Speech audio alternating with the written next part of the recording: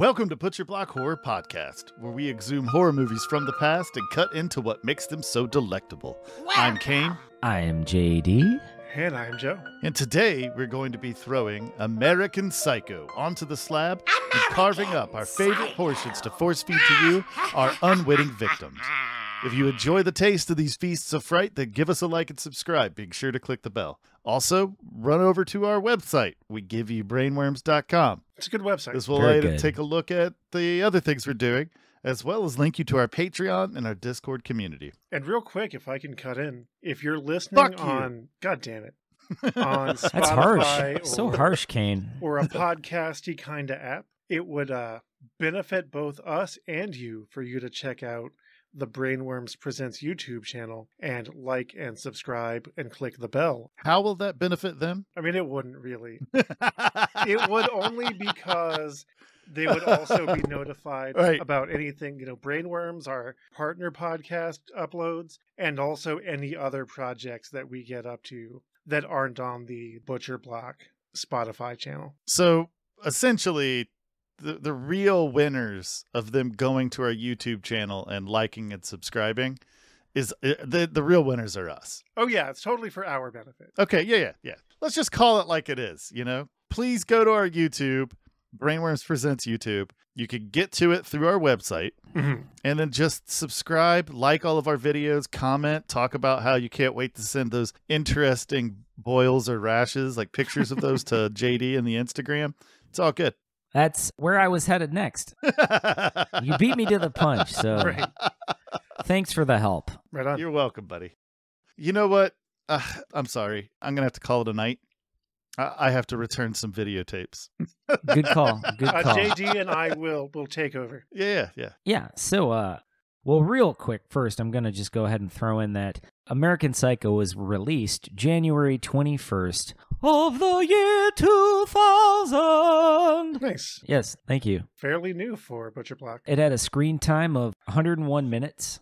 101 Dalmatians. 101 Dalmatians. That's not a unit of time. Balls. Anyway, the budget was $7 million, and it grossed $34.3 million at the box office, which is a pretty substantial turnover there. So yeah, the synopsis overview. A young, handsome, wealthy corporate professional, narcissistic psychopath embarks on a destructive path of brutal murder. Does he, though? And deceit as he evades his eventual capture by authorities. But does he, though? No, he doesn't get captured. Does he kill people, though? I think he does, but I think that'll be a fun conversation for the segment at the end. All right, whatever. Right, so okay, that's an interesting thing. Maybe he was fantasizing that. Yeah, when we get to our personal experience with the movie at the end, we'll dive deep into that, but I don't think he killed anybody. But so yeah, he's living a double life, and he appears to be batshit crazy from what we can tell. I mean, he might be batshit crazy. Yeah, he's absolutely, regardless of how you interpret the ending, he's clearly mentally ill. Yeah. Severely mentally ill. Batshit crazy is how I like to describe him. The film was directed by Mary Harron, born in Bracebridge, Ontario, Canada, January 12th of 1953. She's been active roughly, in film since 87, and she's still working on films. Nice. Yeah, she's a very well-known Canadian filmmaker and screenwriter, best known for her work in independent film. With movies such as I Shot Andy Warhol in 1996. It's a good movie. Not a horror film, but... Not a horror movie, but it's a good movie. Still very cool. And The Notorious Betty Page in 2005. I'm just naming those first because those seem to be her most favored works. Mm-hmm. So early on in Harron's life, there was a stepmother. I believe her name was Virginia Leith, and she was actually discovered by the legendary Stanley Kubrick. And she acted in Kubrick's first film, titled Fear and Desire, and that came out in 1953. So that's just kind of like probably a little background to, kind of get her started in thinking about the potential of working in film. Let's see... Mary's a well-known part of the New York punk scene in the late 70s. Nice. Yeah, she helped to start and write for a Punk Magazine as a music journalist. The actual name of the magazine was called Punk Magazine, so yeah. I wonder what it covered. Yeah, right. Probably the political philosophy of Ronald Reagan. Could have been. Anyway, she interviewed the band The Sex Pistols at a point and sort of, was that a fart? It was me making a raspberry noise because you referenced the Sex Pistols. Oh, gotcha.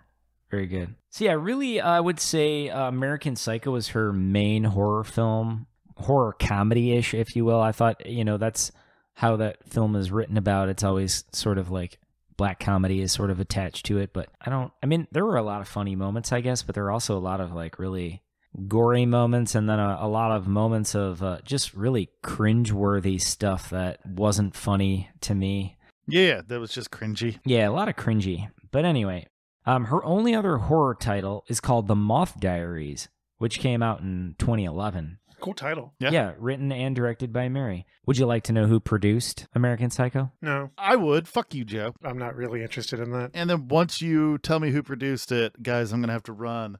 I have to return some videotapes. All right, you used that joke a bit earlier. Yeah, I don't you're know really if it's milking the allowed. I'm just going to go return some videotapes. All right, go return your videotapes. I'm going to, Joe.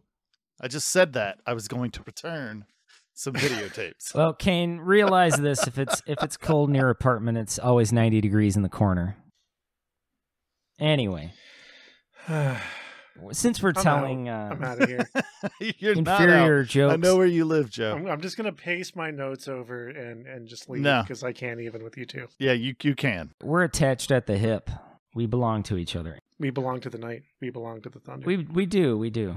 That's Patti Smith, right? Yeah, Patti Smith. Yeah, she's great. Anyway, American Psycho has a whole slew of producers. I mean, like, fucking wow. Like, how many people does it take to produce a film? Anyway, I'm going to talk about three of them. Edward R. Pressman, Chris Hanley, and Christian Hasley Solomon. So first I'll go on about Edward R. Pressman. Edward was born April 11th, 1943 in New York. Founder of, now dig this creative name, the Edward R. Pressman Film Corporation. Whoa. Yeah, that really blew my hair back. That says a lot. True. Like, are we holding this guy responsible? Can I blame him too for my hair being blown back? If anyone in the listening audience has seen photographs of Kane and JD, you might be laughing a little on the inside at them referencing having hair to be blown back. We're follically challenged. Yeah. Because they don't. Shut up, Joe.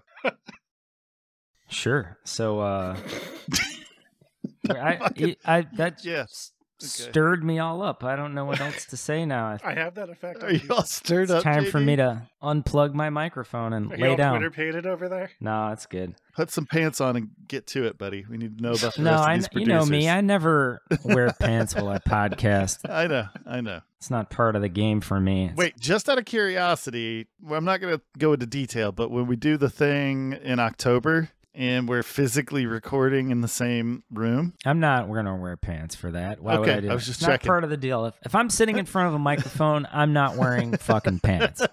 Can we get that on the website? Like Brainworms Presents. We never wear pants while we podcast. Well, JD doesn't wear pants. I'm currently wearing pants. All right. Well, maybe you guys would be more comfortable if you adopted my methods. I don't know, man. I don't really like having side dong hanging out. You know what I mean? Comfort isn't your priority? Boxers or briefs, JD? Okay. What? No, so, that yeah, was a multiple. Continue, carry on. Yeah, there's this movie called American Psycho. Yeah. Tell us about the other producers. Whole slew of producers, basically. We really only need the three, right? Those were the main ones? I'm going to stick to the three, because otherwise right. we could be here a while. And it would not be the Butcher Block Horror Podcast. It would be talk about producers of American Psycho. Yeah, just the producers of American Psycho podcast. Yeah, that could go that way. So yeah, Pressman had his own producing corporation. He actually is responsible for producing The Crow that came out in 1994. That just comes up on this show, The Crow. Yeah. It really does. Right, yeah. So I named that Crow film because I think the first one is probably the most well-known of the Crow. It's really the only good one. Sure. Well, I'm going to go ahead and just say the most well-known so I don't get harassed by any... What, the militant Crow fans? Yeah, the militant Crow franchise lover. Yeah, I don't think they the exist, year of our JD. Lord 2021. I think they're out there in large numbers, I think, and I think they're called juggalos, if I'm not mistaken. Do you think every night they burn? Every night they call I don't want to find out. That's one of my favorite songs by The Cure. It's not bad. It's a good song. So yeah, Pressman's horror credits include Wendigo. I still think somebody needs to start a band called the Wendigo Girls if it doesn't exist already. I like that. That's good. Yeah, that's great stuff. And Wendigo came out in 2001. Then there was a horror film titled Sisters in 2006. And finally produced The Moth Diaries in 2011. Nice. He was also involved in a lot of the other Crow sequels, so he's balls deep in that franchise. He probably needs to get tested then. He might want to... Because after the first one, they're just shit. I'll have to rewatch this. Especially the Eddie Furlong one. Woo, oh, yeah, that one sucked. Yeah. Well, I mean, I'll be honest with you. The second one is about as bad. Again, I'll have to rewatch it because my memories of the Crow movies are the first one's pretty good. The second one is less good, but it's still decent to watch. And then after that, none of them matter. So let's cut to the heart of what's actually important in this bit of our conversation. Can we just talk about the Crow for a while? No, keep going. What's Eddie Furlong's best film? Terminator 2 Judgment Day. Yeah. Fair. But I think it could be Pecker. That was a John Waters movie. And that's with that film. I enjoyed it. I think that could be his. And you know what, though? He was okay in American History X, too, even though he was I forgot he was in that. Yeah, he was all right in that, but I still think his best film was Terminator 2 Judgment Day. My voice got real fucking high right there. It did, Joe. You were really excited about that. So the next producer... I like how calmly you did that segue. Okay, so now we're on to Chris Hanley. Not to be confused with Chris Hansen. No. Very did I guy. mispronounce it? No, you're fine. You said it right. Poor fucking JD is just trying to get through the producers. It's weird for JD to be like the calm, mature one of the episodes. Right? And then me and Joe just chewing him up. Sorry, listeners. That's the show you're getting today. Well, I'm sorry, JD. No, it's fine. But I'm only really feeling your gums tonight. I'm not. Anyway. Oh, man. You guys are gumming me to death. Anyway, yeah. Chris Hanley, American film producer, best known for independent films. There's a lot of independence going on here. I'm digging it. But anyway, the film Buffalo 66 that came out in 1998. Yeah, Christina The Virgin Suicides in 1999. Great movie. Yep. Right, excellent. And then American Psycho in 2000. Looks good too. Spun, I don't know anything about that. Nope. Spun's pretty good. Spring Is that a horror Breakers. It's not a horror movie at all. No. Oh, I'm just naming, because okay. otherwise I wouldn't have anything to say. Well, I mean, you could just say he produced American Psycho and then move on, because that's what I do, and everyone should do what I do. Well, I'm my own man, you know. I do it deliberately to spite you. Yeah. And then he produced some other film called London Fields. The last producer I'm going to talk about is Christian Hazley Solomon, born June 13th, 1961, in Rome, Italy. Best known for American Psycho. And then he did some work on a gigantic heap of crap called Legionnaire in 1998, starring Jean-Claude Van Damme. Yeah, it's good. I could like try to unhear of it, but it doesn't really work that way. That ship has sailed, buddy. That's not how that works. Yeah. And then he also produced New Rose Hotel in 1998. I have no idea what that is. Yeah. And Fathers and Daughters in 2015. Man, those are some weird sounding horror movies. Right. Also, they're not horror movies. So thanks for wasting your time and ours, JD. Sure. Our time is not that valuable. All right, never mind. Yeah, Joe's right. He also, that's a good point. He wasn't involved in much in the way of horror. However, I had to write about this title because it intrigued me. I looked into it a little bit deeper. It's a drama thriller that came out in 2016, and it got a 1 star. And the title is Ice Scream. Ice Scream. Wow. Yeah. They're not even trying anymore. Right. So I don't know what's up with that, but if any of our listeners have a clue about it, I'd say go ahead and drop that in the comments. Or don't. Just let this go away. But it reminded me of a film that I'd like to talk about on the Butcher Block at some point, The Ice Cream Man, if you guys remember that one. So yeah, basically I've cut to the quick on our director and producer. I mean, so not that. it was pretty quick. Joe, tell us about the writer. Get fucked. Please? Yes, always include a please in there. And then it's... I mean, you could be a little nicer. I'm trying. All right, I'm trying real hard. Just don't get too nice, Kane, because nice guys finished last, and you don't want to be... That's bullshit, the sentiment. God damn it. Okay, yeah. Talking about the writer. Focus. Yeah, writer. Yep.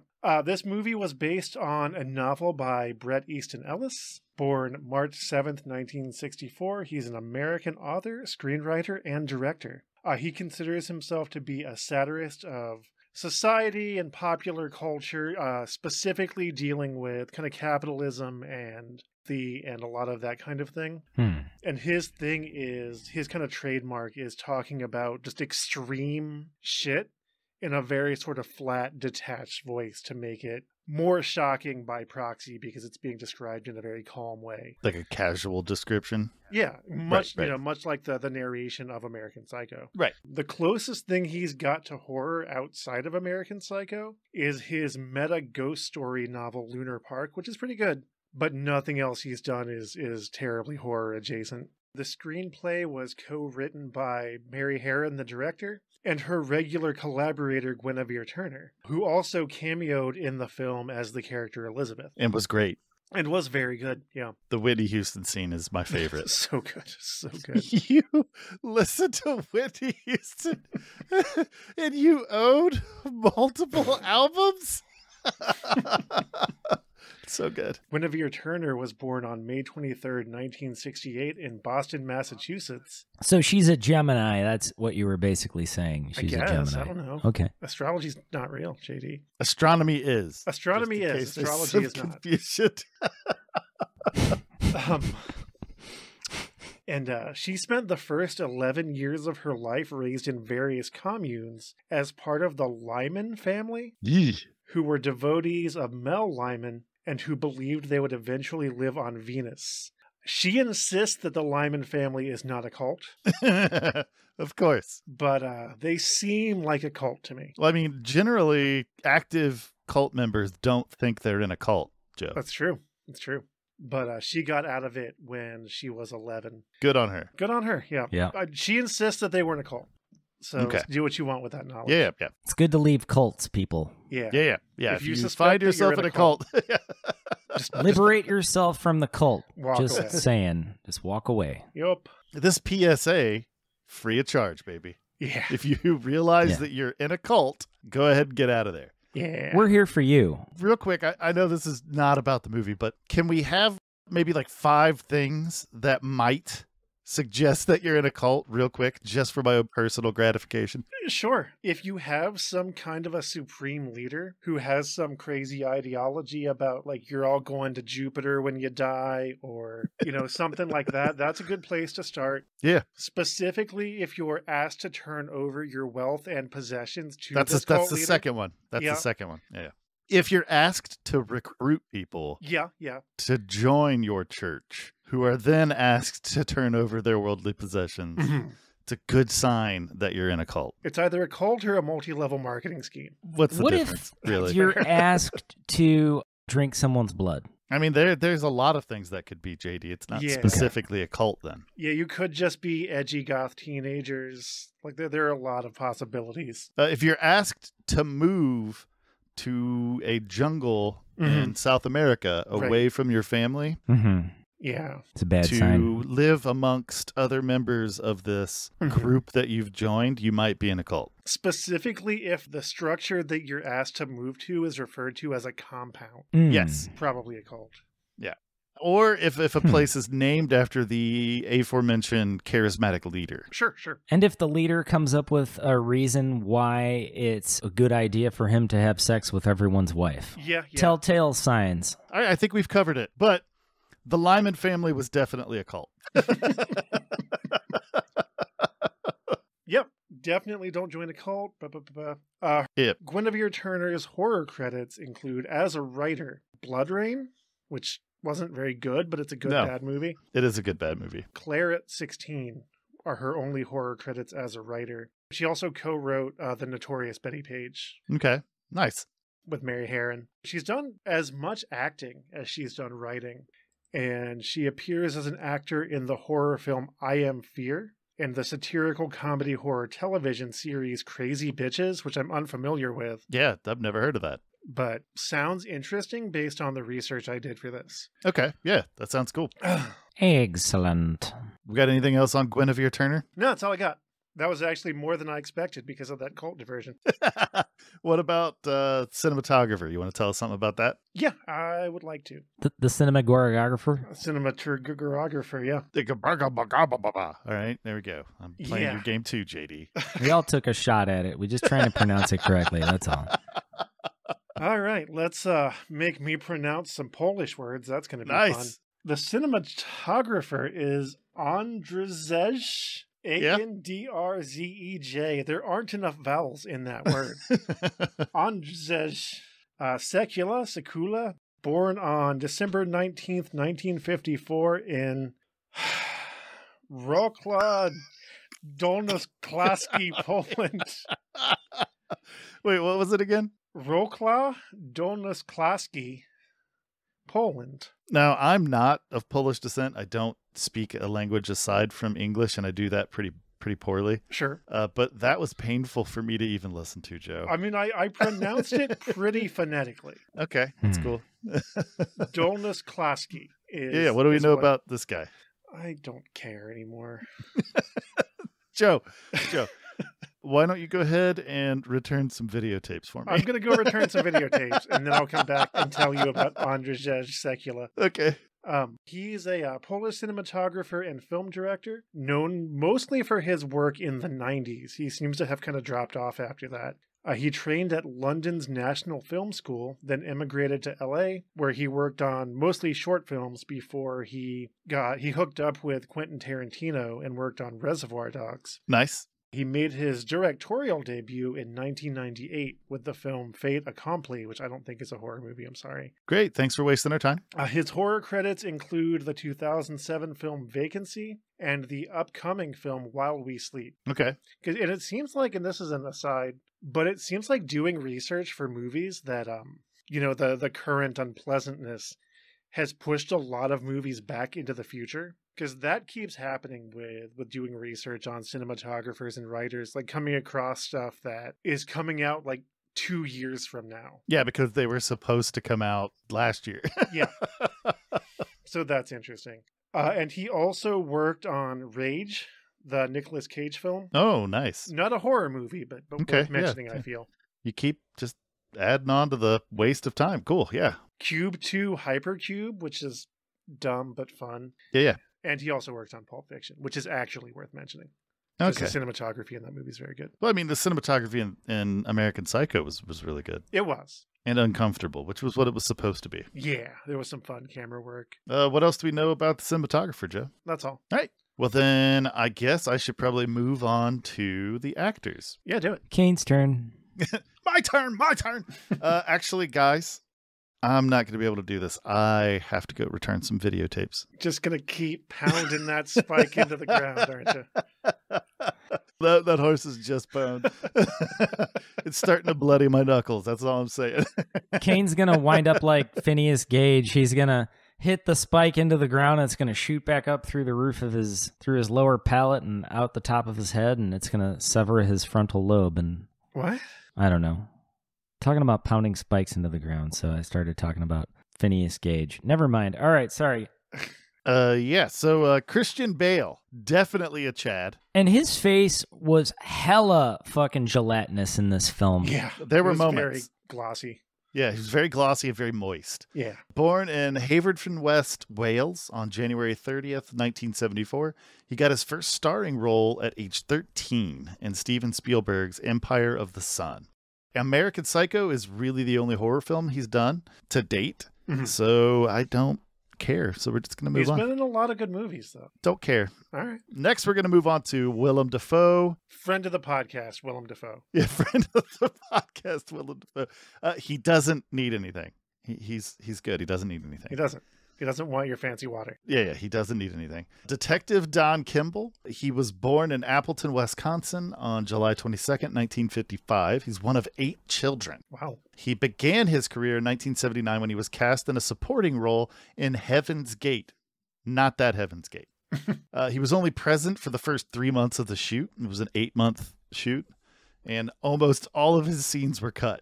There's like a moment where you could kind of see him in the background, and that's it. Mm-hmm. His horror credits include The Hunger, Shadow of the Vampire, Antichrist, Daybreakers, and Odd Thomas, which I liked all of those. I'm thinking at some point we're going to have to cover The Hunger. It doesn't necessarily meet Butcher Block standards, but it's really well done. So, I'll watch anything with Willem Dafoe in it. I'm in romantic love with Willem Dafoe. Hell yeah. You know. All right, so next we've I just want to smell his hair. Yeah, Joe? That's the direction we're going to take this? No, I'm done. We can move on now. All right, cool. Well, I'm going to move on then. All right. Go return your videotapes. I'm going to go return my video. We've got Jared Leto. Or is it Leto? I've always heard Leto. Jared Leto. I guess he's not a Huey Lewis fan. Paul Allen. He was born in Bossier City, Louisiana on December 26th, 1971. He originally moved to L.A. to pursue a career in directing, only planning to take acting roles on the side. His first break was after he was cast opposite Claire Danes in My So-Called Life, which was a 90s staple. Yeah. His horror credits include Urban Legend, 48 Hours in Purgatory, and The Ward.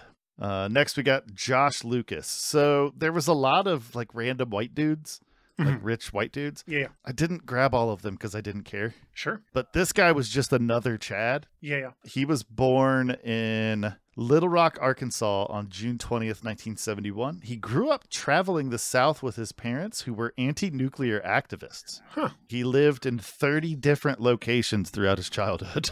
Wow. He made his feature film debut in Frank Marshall's Alive, and the majority of his horror credits are Child of Darkness, Child of Light, Thinner, Session 9, Telltale, She Dies Tomorrow, and The Forever Purge, which is going to be coming out soon. Up next, we've got Samantha Mathis. She was definitely on pills. Me too. And if I don't see you, have a good Easter. She played Courtney Rawlison. She's born in New York on May 12th, 1970. She's the daughter of Donald Mathis and Bibi Besh. Her mother discouraged her from acting, but growing up near show business pretty much sealed the deal. She began acting professionally at 16 in a commercial for Always Slender Pads just for teens. She's done quite a bit of horror, but most of it was on television. Her horror credits include Salem's Lot, 2004, Sure, The New Daughter, and Boarding School. All right, now we got Matt Ross. Nice bow tie, asshole. Lewis Carruthers. He was born in Greenwich, Connecticut on January 3rd, 1970. He actually garnered critical acclaim for his role as Albie Grant in Big Love.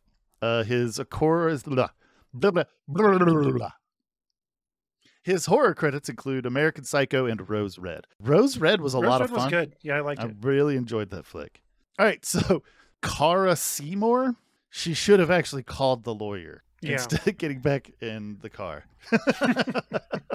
And she played Christy. She was born in Essex, England on January 6, 1964. And her horror credits are American Psycho and Jack and Diane. That's it. Huh. I feel like Jack and Diane has come up on this show a couple times. It has. It has. All right, so this will be fun, and Joe can finally get me for messing this name up. Next, we have Chloe Savigny. Did I say it right? I think it's Savigny. Savigny? Okay. Well, there you go. There's like a nya sound in there. Yeah. Should have punched him in the fucking face at the beginning of the film. Hell yeah. Jean. She was born in Springfield, Massachusetts on November 18th, 1974. She's an actor, model, filmmaker, and fashion designer. I am also all of those things. Oh, yeah? Oh, yeah. Yeah. What's the films that you've acted in? Don't worry about it. None of your business. What were you a model for? Underpants. Okay. You're an underwear model. Yeah, I'm a model. You know what I mean. What films have you made? They are very pornographic. the films that I've made, and I have made them in my darkened office. By myself. Okay. So you're okay. Yeah, nice. All right. And then what would you say your favorite clothing design is? I invented an outfit that's jean shorts cut off real high, like underwear high. Yeah. Those are called Daisy Dukes, Joe, and those have been around long before you were born. That's worn with a mesh tank Jorts. top that I'm very famous for. Yeah. You're a mesh tank top model? Oh, okay, nice. Okay, cool. Very good, very good. All right, well, I'm glad we took that trip. God, we're stupid. But yeah, so she was known for her work in independent films and experimental features. There was a bit of controversy for a role that she played in a Vincent Gallo film called The Brown Bunny, where the finale of the film is her filleting Vincent Gallo on screen, fully visible. Yeah. The soundtrack for that film is actually really pretty excellent. I mean, it's an amazing film. Like the fact that people get so butthurt about it is just weird. And she's kind of built her reputation around doing just out there cinema like that. Well, I mean, she's not afraid of doing shit. Yeah, which I'm here for. Exactly. She's also cemented herself in the horror anthology show American Horror Story. Nice. She's played multiple roles in multiple seasons. Her horror film credits include Sisters, which got mentioned earlier, All Flowers in Time, Anti-Birth, and The Dead Don't Die. Oh, cool. Which The Dead Don't Die was fabulous. Yeah, it was really good. Good time watching that movie. Next, we've got Reese Witherspoon, but we have all the same friends, Evelyn Williams. Born in New Orleans, Louisiana, March 22nd, 1976. Her only horror credit is American Psycho, because someone is too good for horror, same as Christian Bale, which is why that's it. We're going to move on from there. There was an assortment of other actors that I don't really care to mention. Sure. They exist. If you feel that they have been slighted or that I have slighted you by not listing them, write a letter, not an email, write a letter. Or a postcard. To your senator and complain directly to your elected officials. Right. Next, we got the score. The score was done by John Cale. Hell yeah. He was born in Garnant, Wales on March 9th, 1942. Studied music at Goldsmiths College, University of London, before relocating in 1963 to New York City's downtown music scene. His only horror credit is American Psycho, so guess what, guys? I don't fucking care. John Cale rules, though. I don't fucking care.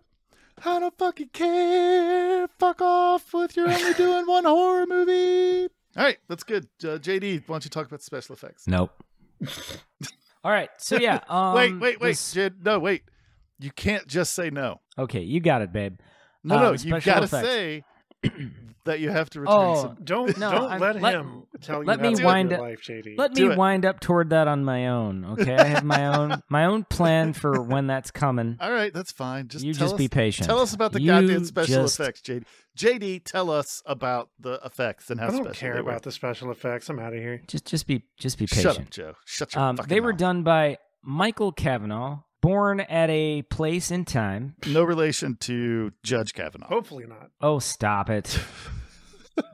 Involved with the makeup department on Cronenberg's Videodrome, 1983.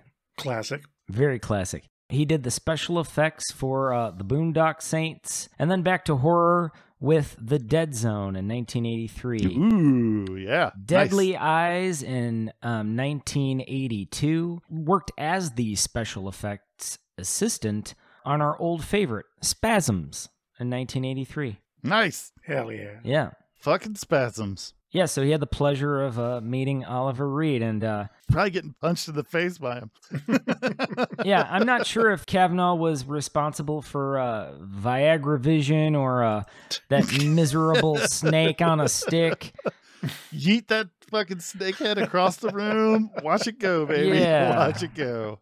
Snake on a stick. Just hurl it like a spear.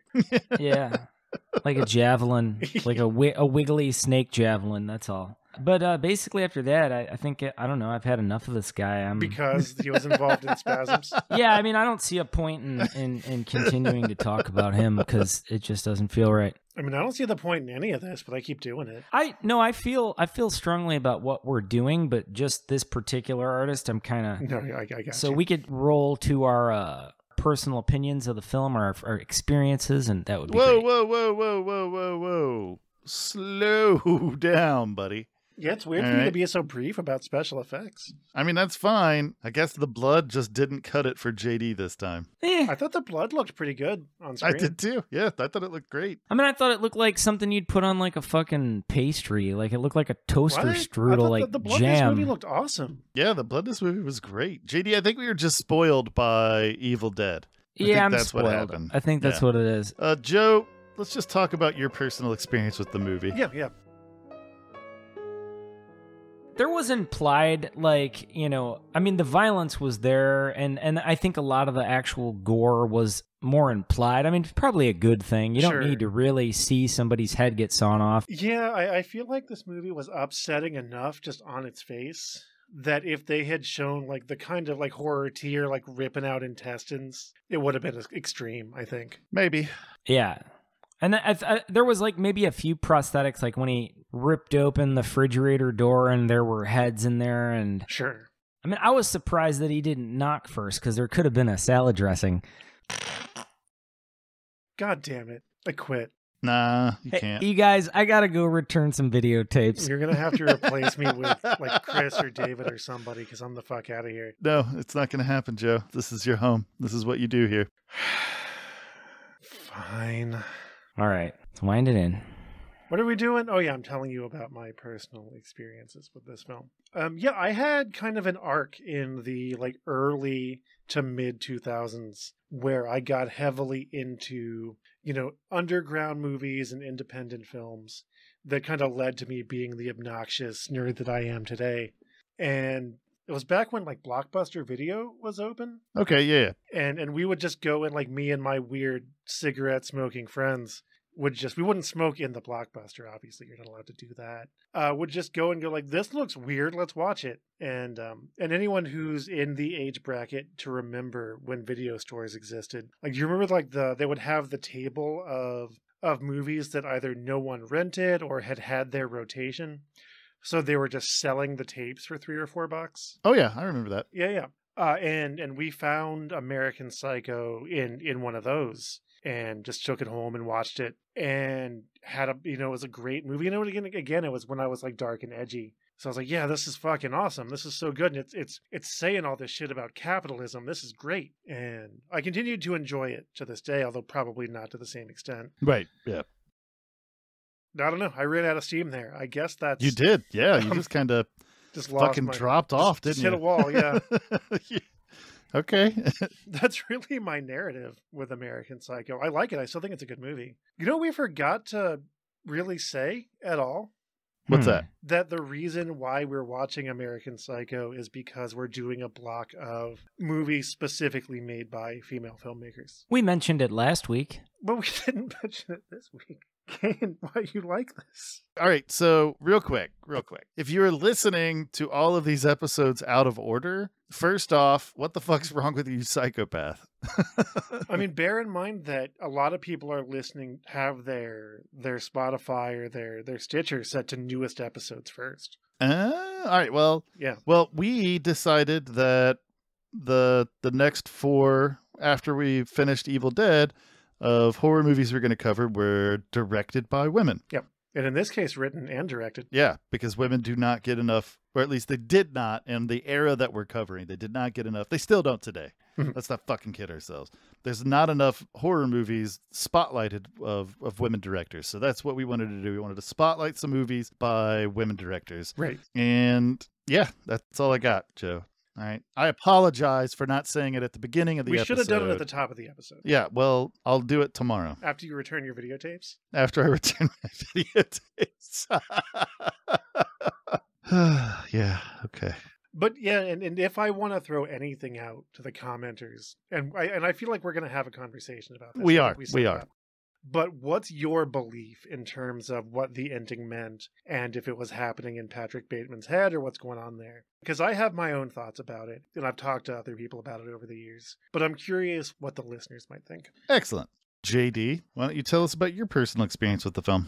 Sure. Yeah, I watched American Psycho probably fairly close to its release date. I can't remember if I I may have seen it at the Dollar Show or something like that.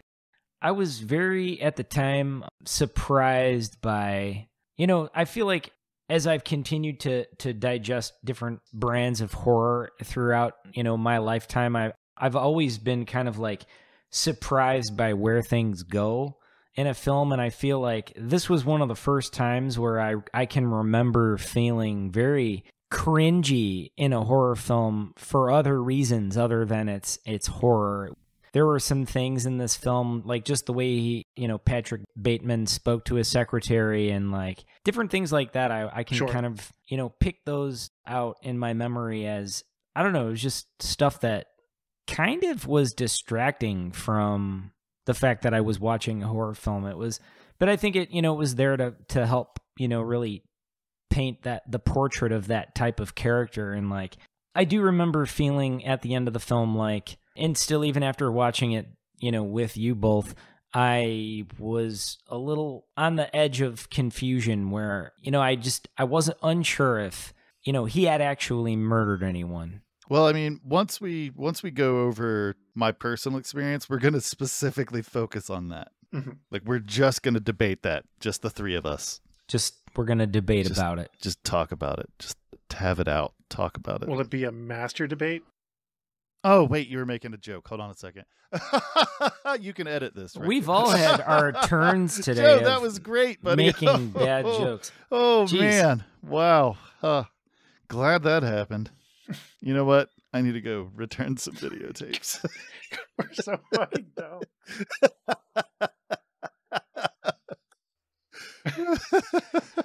But yeah, so let me talk about my personal experience with the film, and then the three of us, we're gonna smash our faces together. Are you talking about making out? No, we can't. We're gonna talk about this movie and what we believe. Oh, right. Yeah. I saw this movie in the 2000s at some point. I'll be honest, it never really registered on my radar. I thought it was funny. Like, I thought it was a funny movie. I never even really considered it horror, even though there's so much horror in it. It just felt like the way I think it was supposed to be. It just felt fake. It felt shallow. Right. Yeah, that's absolutely the point. Yeah, that's what it's supposed to feel like. And it worked on me. Like, I was just like, oh, this is gross. Oh, these guys are gross. Oh, this is all gross. Mm-hmm. And not in a way where I was like, oh, fuck yeah. I mean, it's funny for me. Like the chainsaw scene in the stairwell was so funny to me. That's interesting. Like, there was not a single character in this film, maybe other than Willem Dafoe, but even him, there was no one that you were like invested in at any point. No. Like, everyone was just like a meat suit. That's right. It was just like, which was very effective, because that's how if Patrick Bateman was the POV character, that's how he sees everyone, including himself. That makes sense then. Yeah, that was gotcha. Yeah. Sorry, I didn't mean to cut you off there. No, and I didn't mean to cut off fine. Kane. We've just been cutting. I meant to cut you off, but it was just because I love you. And because we need to get to this. That was my personal experience. I don't really have a lot to say about it. Right. This isn't a movie that I own. This is a movie that I stumble into watching every few years or so. But what we do need to talk about, which is I feel like the important thing to talk about with this film, mm-hmm. Joe, mm-hmm. did or did not do the killing? I initially, like when we first started talking about having this conversation, I was going to say that I feel very confidently that, and I still kind of do, I'm kind of talking myself back into it, that he was committing some of these murders. Yeah. Like the scene with the laundry at the very beginning and some other moments that definitely were happening in the real world, I think confirmed that he was a murderer. I don't know if he was committing murder at the level that he saw himself as. What about the sex worker, like, witnessing bodies? Was that just... Yeah, that's kind of my confirmation, because, and I'm going to get film nerd for a second. I know Kane hates it when I do this. In the language of film, the way that you can tell sort of whether or not something is real is whose eyes you're looking through at any given moment. And there were points specifically with the sex worker where other characters saw the results of his crimes. Yeah. What about the fact that they happen to also be victims of his crimes? That's fair. You can make that argument. And I'm not like fist down, like, this is what the movie, I think it's right. I think it's deliberately meant to have that ambiguity to it about whether he fantasized himself as a killer. To deviate from his mundane. Yeah. Okay. But I do think that, at least like in the first 2/3 of the movie, that he had actually committed these acts of violence. And then there's a point when he obviously goes off the rails and like ATM machines are talking to him and he shoots the police car and it explodes and he's like, what the fuck?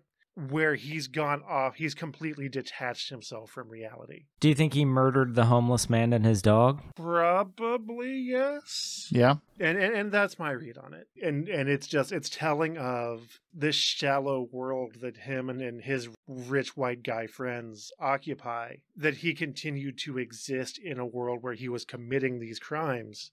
And like most serial killers, he wanted recognition and validation for it. And people are like, fuck off, dude, you're not doing that. And that was kind of his personal hell. Excellent. JD? I am just confused about it. Yeah, that's, I don't even know. I have no idea. But I guess in my head, he was just psychotic in the sense that he was severely mentally ill. Maybe hadn't got to the point of actually murdering anyone. Maybe had just fantasized and maybe murder was a possibility. Maybe he was just kind of going through these scenarios in his mind and taking it as a path toward, like I said, eventually committing some heinous crime. But then again, I go back on that because when, his secretary was in his apartment and he's standing behind her with whatever that was, a nail gun or something, and it just looked like, and she identified the duct tape, and he, you just see like this arsenal in every cabinet, and he was going back and forth between two apartments. Yeah, at least two. Yeah, right. There was some suspicious behavior in that, or was one of the places Paul Allen's? Was it? Right. I mean, I don't think that was ever very clear. Like, how would he have gotten into Paul Allen's place without Paul Allen's keys, and how would that have not been a crime scene or like something, probably at some point investigated heavily by authorities if he was actually missing or right. So there's just a lot of unturned cards for me, and so I can't really, I don't know. It's just, I'm just floating on this. I don't really know. So JD, you're in undecided. Is that the camp you're in? I'm undecided, completely undecided. Which I think is a good camp to be in. It's just it's a mystery. Yeah, and Joe, you're in he's a killer. Yeah. You're in that camp. Not maybe to the extent that he imagined himself to be, but I do believe he committed murders. I am in the camp of he killed 0 people. Okay. And just severely mentally ill? Yeah, well, I mean, I don't even know if I would say that he was severely mentally ill at the beginning of the film, but as it progressed, he was consumed by his desire to be this fantasy that he was creating for himself. And the reason that I think that he hasn't killed a single person is the second person that he's supposed to have killed had drinks in London with his attorney, with his lawyer, yeah, at the end of the film. That's the second kill. Right, that's he supposedly kills the homeless person, and then he kills Paul Allen. But then that attorney's like, "This isn't funny anymore because I just had drinks with Paul Allen 2 days ago in London." Sure, right. And then on top of that, his secretary, who I will argue, aside from like his like little cabal of friends, is the only other person that acknowledges him as Patrick Bateman. Right. Everyone else, the security guy in the one building calls him Mr. Smith. He gets confused as Davis. He gets confused as Marcus. He gets confused as all these different people. And there's a scene where they're at the bar and the woman's like, well, what do you do? And he's like, murders and executions. And she's like, do you like it? Mergers and acquisitions. Yeah.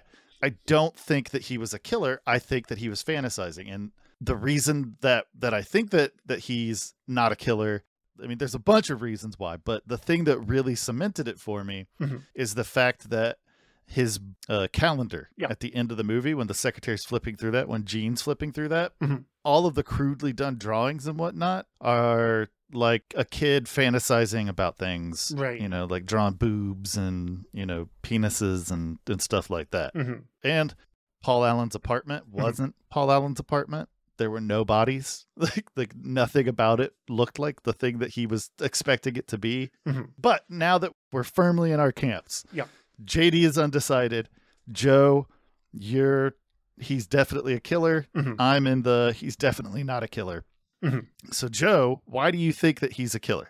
Specifically because there are moments like the bloody laundry early in the movie that kind of made him look like an asshole, that he's arguing with this laundry company. And those sheets are clearly, they've been bloodied. But I mean, it looked kind of like cranberry juice too, though. I mean, I guess. Because it was less orange, more pinkish purple. Right. Although that could be just because the visual language of movies, blood is always going to be that dark red. But that's the only information we have. Right. Is that... Could also be a Merlot or a Chianti or, you know... So that's like kind of my initial, because there are moments where that seem like evidence of crimes that also don't make him look like, you know, the badass action hero serial killer that he imagines himself as. Okay. And then the fact that you know, people are constantly calling each other by the wrong names all throughout the movie. But that could arguably justify, like, the lawyer saying, I had lunch with Paul Allen in London. Because, like, nobody knows who the fuck anybody is, because none of these people are people. Well, I mean, in the film, the only person that is misnamed is Patrick Bateman. Sure. That's it. That's the only person in the entire film that is misnamed. It's just Patrick Bateman. Right. No, that makes sense. Everyone else is referred to by their correct name. He's the only one that gets referred to by multiple different names. Sure. Well, then who do you think he actually is in that instance? I think that he is Patrick Bateman because the people he's closest to refer to him as Patrick Bateman. Sure. But to everyone else outside of his circle, he just blends into the scenery. Right. He's Mr. Smith. He's, you know, Marcus. Sure. He's never anyone that matters because except to his direct circle. Sure, that makes sense. Although we could argue that the guy at the desk calls him Mr. Smith because he rents that apartment under a fake name too. But he wasn't in that building. He went to he walks through the front door. That guy says, hello, Mr. Smith. And then he walks out the back door after shooting him. Right. Goes to the next building, signs in, and then goes upstairs. Sure. So what I wonder is, did the first apartment never happen? Is that just what he imagined he was going to do? Because he goes into the next building, it's almost identical, talks to that guy, signs his name in, and then goes upstairs. Right. So, you know, who do we think he killed? That's the question. Right. Like, did he just kill the homeless guy and the homeless guy's dog? Because he didn't I don't think he killed Paul Allen. Sure. I think it's pretty obvious that he didn't kill Paul Allen. Because if that's one thing, you know, you could get away with in the 80s, you know, like you could argue that a white rich dude could get away with murder of his lessers in the 80s. But a white guy's not going to be able to get away with murder of his equals or betters. That's fair. And maybe that's the point when, you know, assuming that you're going with the idea that he's committed some amount of murder, that maybe Paul Allen is the point where it becomes a fantasy that he's escaped into. You know, maybe he's killed the homeless guy, maybe he's killed sex workers. But then once the business card Paul Allen situation happens, that's when it becomes a fantasy that he's escaped into. I don't know. It seems like if he was going to be killing people, like, why would he stop? You know, if he wanted to kill someone, he would just kill someone. Right. Like, why would it be he did some killings and then all the rest of them are fantasy? I feel like he either did killings or he didn't do killings. Sure. I don't feel that way, actually. I think that there is a point. There's some point in the movie where it becomes like he's committed some amount of murder, but then there's a point where he just escapes into a fantasy world. And that's why weird shit like the ATM machine telling him to feed it a stray cat and him blowing up the police car with one bullet. Like, I think that's when shit like that starts happening. I think that the reason that I find that hard to swallow is because of the fact that he feels so impotent in his life that he's trying to acquire power and he can't. People don't remember his name. He's just another face. Right. And so he starts fantasizing about killing.